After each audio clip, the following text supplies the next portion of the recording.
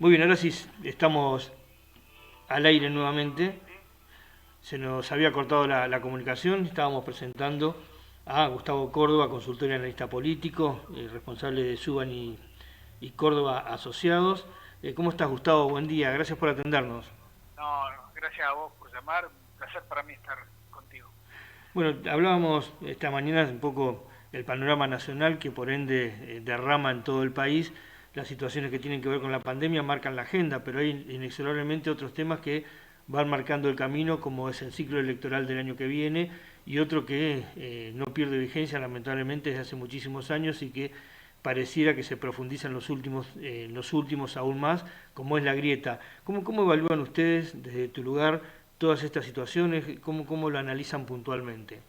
Bueno, con mucha preocupación, ¿no? Coincido con lo que vos planteás, que la grieta de alguna manera, sumado al esquema de la pandemia, presenta un contexto realmente demoledor, porque la resultante de todo esto, lo que nos va a dar el año próximo es un contexto de una pobreza inédita en Argentina, además con una situación, digamos, de violencia verbal e ideológica en el país también inédita, con lo cual no es el mejor momento, ¿no? Y me parece que lo que en principio hay que empezar a entender que es un contexto único e inigualable el que tenemos hoy. Nunca habíamos vivido una situación semejante, por lo tanto no la podemos comparar a ninguna otra situación previa que hayamos vivido.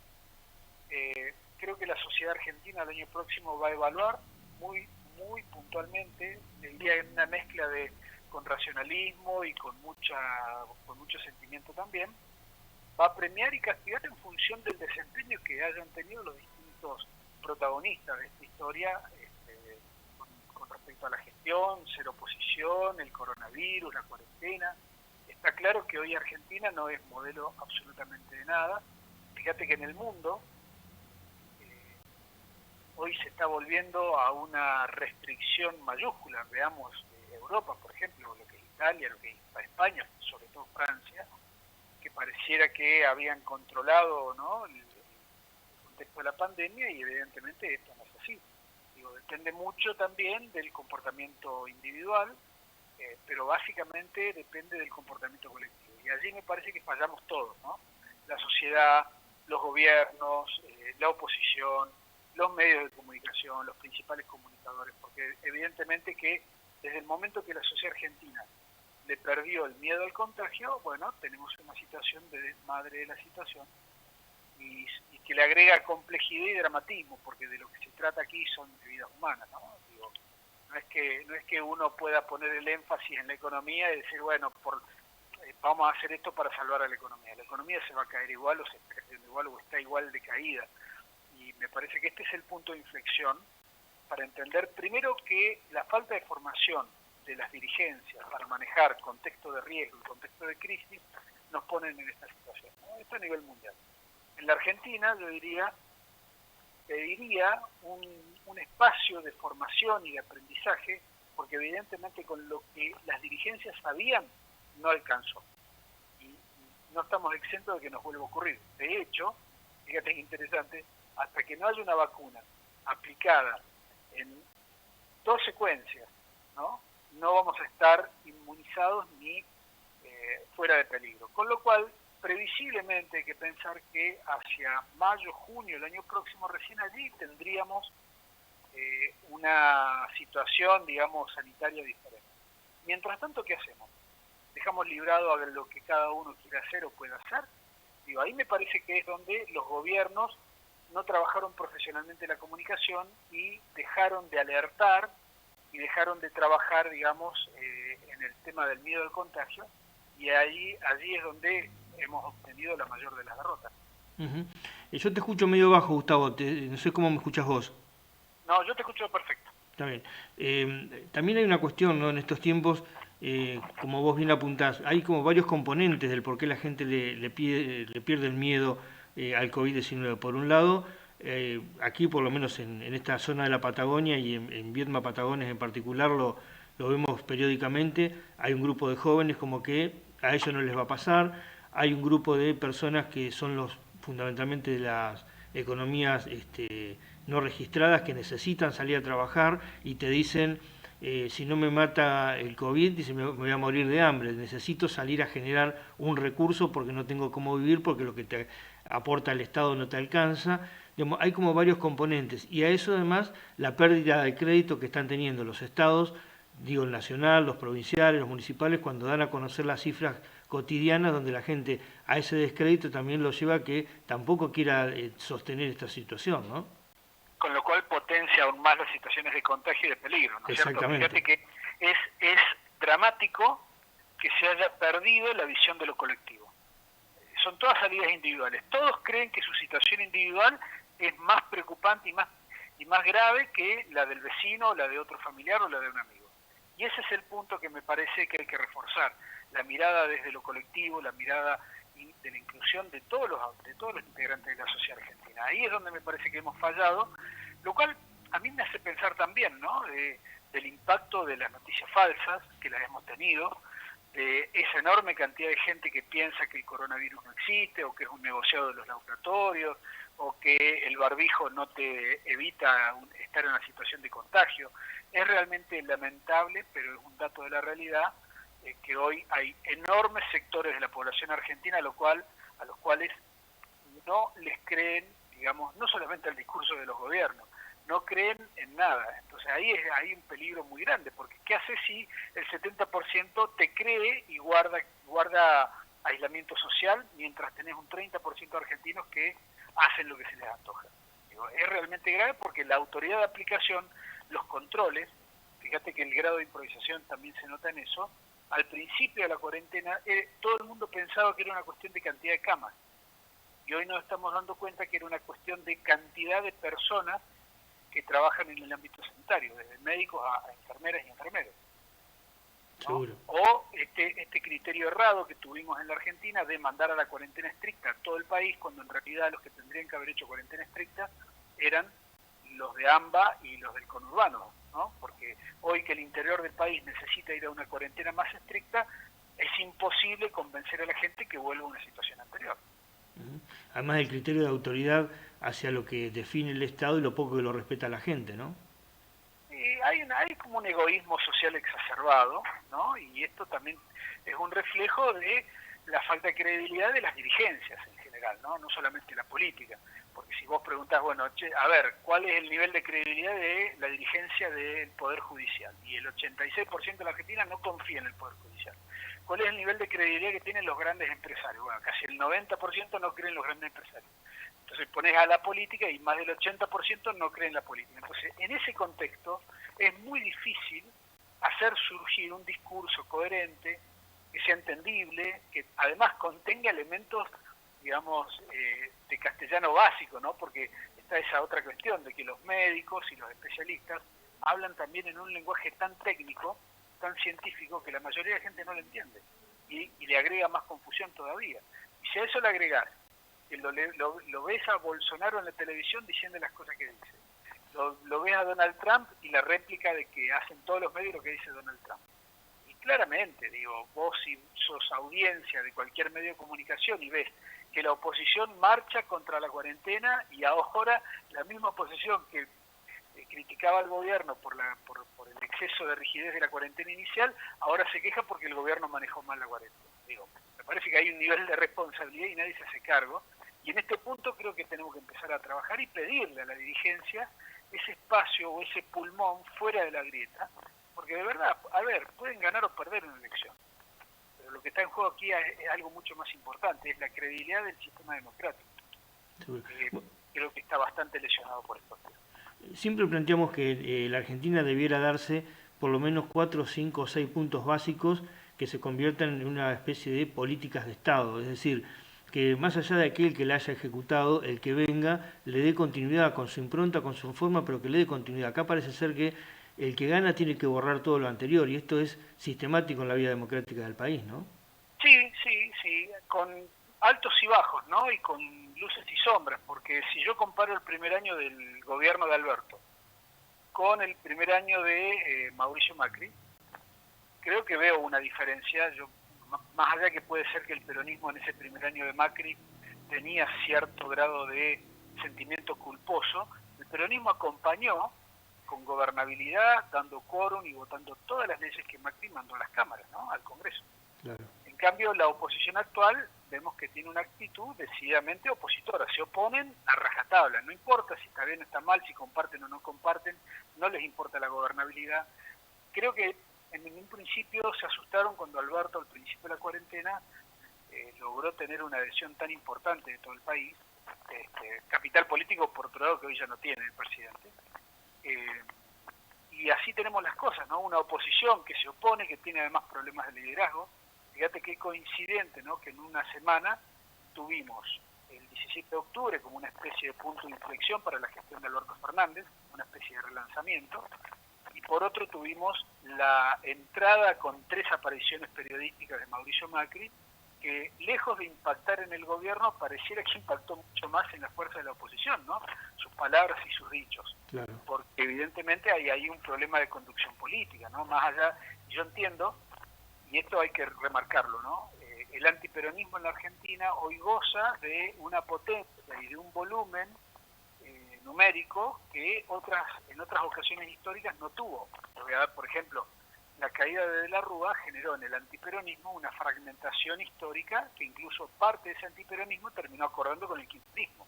Te recordarán, o recordarás bien, lo del radicalismo acá. Claro, seguro. Hoy ese... Río Negro tuvo un claro ejemplo en ese sentido.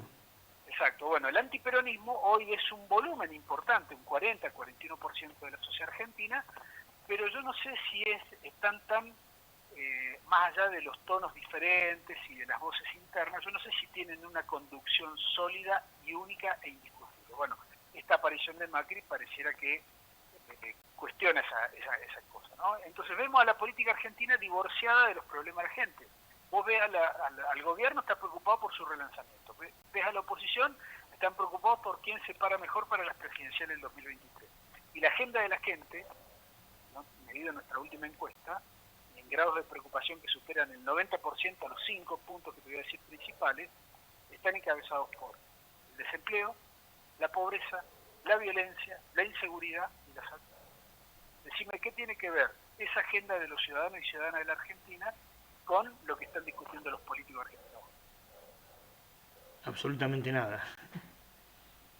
Es un riesgo, y me parece que lo que la ciudadanía debe advertirle a su dirigencia es que tienen que cumplir el mandato de la representación. A ver, el tema es que en la Argentina podamos discutir con muchísima libertad desde el sistema federal, porque somos federales en los papeles y unitarios, ¿no es cierto?, en la realidad, que discutamos el tema de la distribución de los impuestos, ¿no?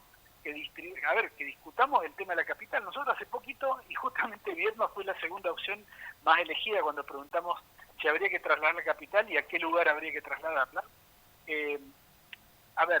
Vamos a discutir cuál es el peso que tiene el hecho de que en la capital federal esté instalado el gobierno nacional y todas sus dependencias burocráticas. ¿Cuánto significa eso para la capital federal en términos del presupuesto nacional? Digo, esa es una discusión que hay que darle en algún momento, porque hay una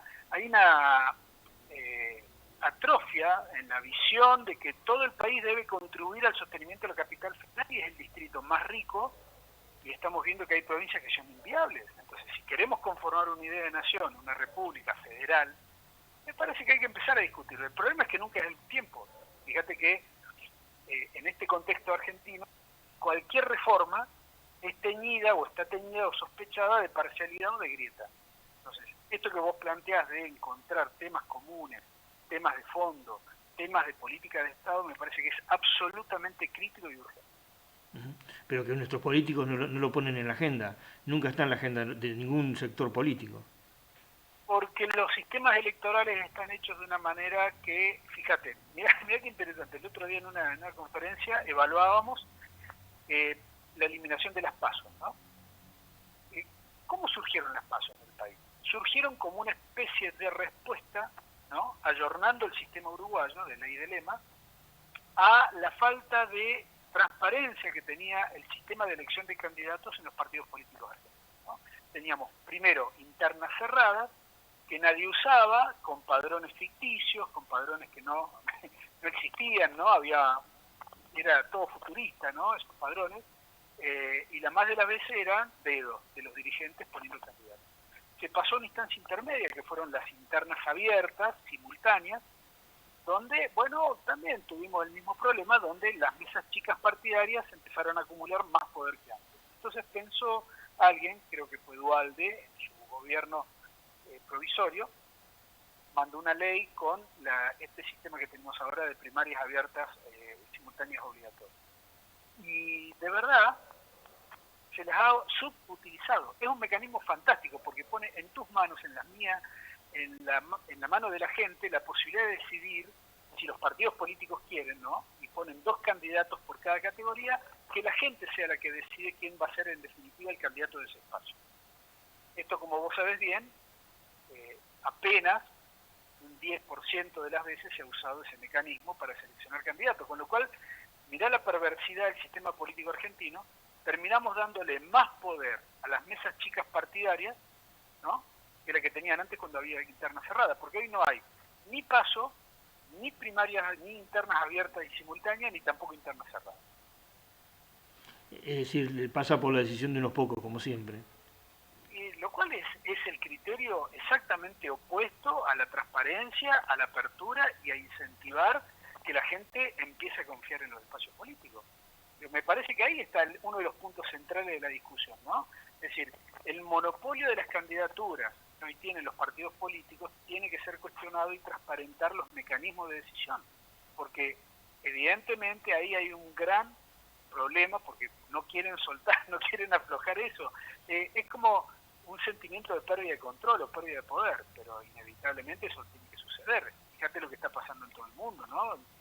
La discusión de las candidaturas solamente en Argentina todavía mantiene esos criterios tan atrasados en cuanto a darle tanto poder a las estructuras partidarias. Seguro. Otro elemento que uno lo hace pensar a dónde irá la Argentina es con el tema de lo que se denomina la cultura del trabajo, ¿no?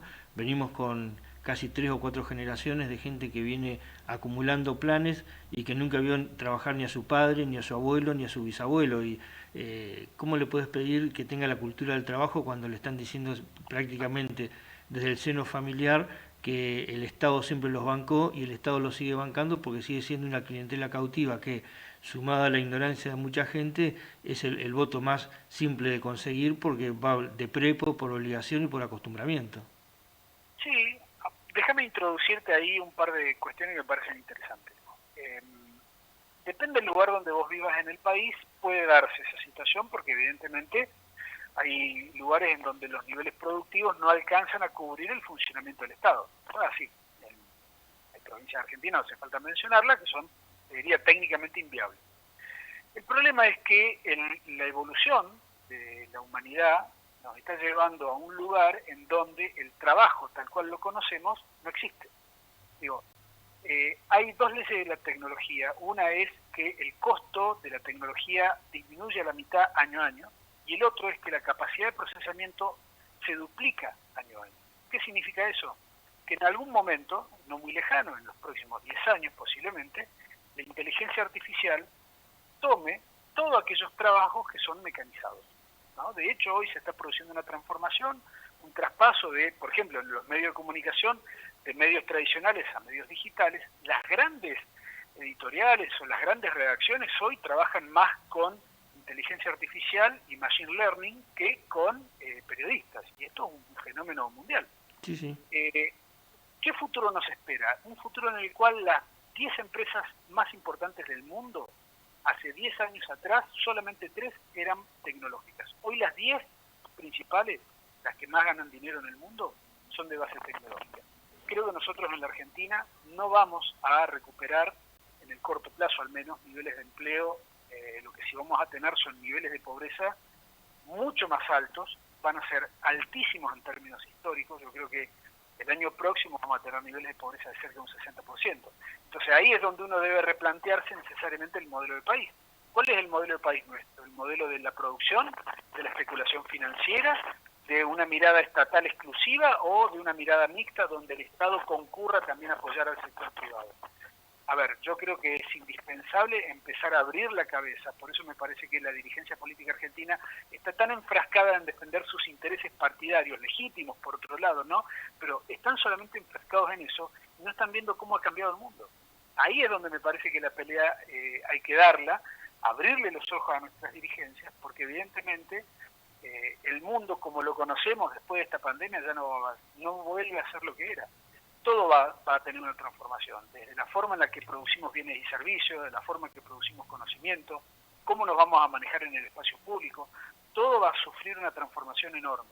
Y evidentemente, te lo digo con el mejor optimismo, ojalá podamos recuperar en parte los niveles de empleo que teníamos antes de la pandemia. Ahora, ¿cómo aspirar a que haya una modificación en el pensamiento de nuestros dirigentes cuando ocurren algunos hechos que me parece que son sustanciales, por lo menos que uno puede analizar y evaluar en el tiempo?